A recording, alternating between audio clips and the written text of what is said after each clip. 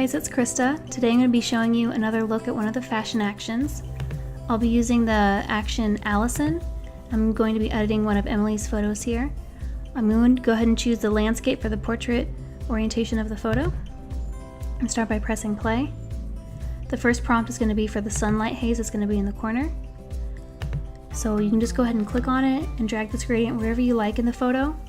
I'm going to keep it kind of over here towards this left-hand corner so it's not too overwhelming on the model. Right there looks good. The next prompt is going to be for our curve layer. This lets you have control over the highlights and the shadows in your photo.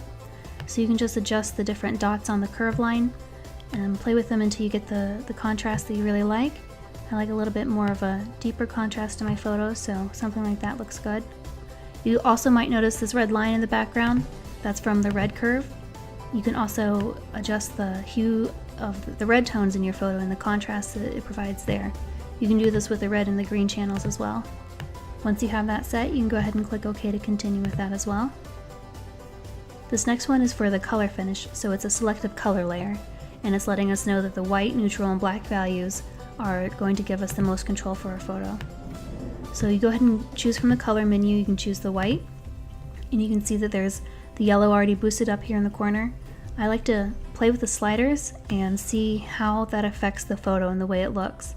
So all the way in this corner it's a very white tone, and all the way to the side it's very yellow. So just choose whatever you like the best. I'm going to go somewhere right in the middle, right about there looks good. You can adjust the black layers as well, and the magenta and all the different colors, just to really get the most out of your photo and the way you like it. Next I'll go to the neutrals. This one you can choose the black layer. You can see that gives you a lot of depth over your photo with a different contrast of it. You can choose the yellow. You might want to offset a little bit with a little bit more of a blue tone or a little bit of a purple tone. Something like that looks really nice. And then the last one is the blacks, and this one really controls the shadows of your photo. So if you want a much lighter shadow, you can drag it to this end, or if you want a deeper, darker shadow, you can leave it towards this end. You can also choose the color slider here, so it gives you more of a control over the tone of your photo. I think that looks pretty good, and once you're happy with it, you can just go ahead and click OK to continue. This next prompt is for another gradient we're going to be bringing in. I'm going to bring it over here towards the side of her so that I don't have them both on the same side, and these gradients kind of balance each other out, so it gives a nice equal tone over the whole photo.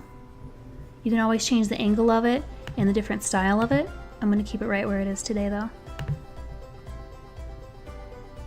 This last prompt is letting us know we've completed the action, and that you can always change the masks, the colors, and the layer modes so you really get the most out of the photo. And these actions are really versatile. You can just customize them to your own taste. So the next step I usually do with my photos in my workflow, I'll toggle these different layers on and off to see how it affects the photo, and if I want to have more or less of something in the photo, like the film grain or the area light here in the corner. If it's too much, I can just adjust the opacity, take it down to where it's a level that I like it. So you can just go through these different layers, and you can see that this is the selective color layer, and you can decide if you want more or less of it, or if you like it just the way that it is. I think the biggest factor in this photo that's changing it the way it looks is over here is the area light, the very first gradient we put in. It's a very, very bold right now, but it's hiding a lot of the detail behind the photo here that we might want to bring out.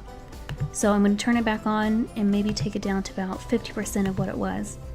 That way you still get that really lovely dreamy tone in the photo, but it's not as overwhelming as it was before, and you're not losing any of that detail in your photo. I might go ahead and click on the white mask here so that we can paint out by choosing the black color and by choosing your paintbrush, keeping it at a low opacity. And then I'm going to zoom in on her face so that I can paint out that light right over her face, so I can get a little bit more contrast and really bring that out. There we go. Once you get it to the way that you like it, you can just kind of back it up and take a look at the whole overall photo. Make sure it blends nicely and it's the way you like it to look. Then I'm going to go ahead and create a folder so that I can put all of this group together, all the layers of the action. Now it's going to be really easy to see a before and after of the photo. This is the original photo by Emily, and this is with her fashion action Alison on top of it. You can tell it really just gives it that beautiful fashion and ethereal look to the photo, which is something I really enjoy in my own work as well.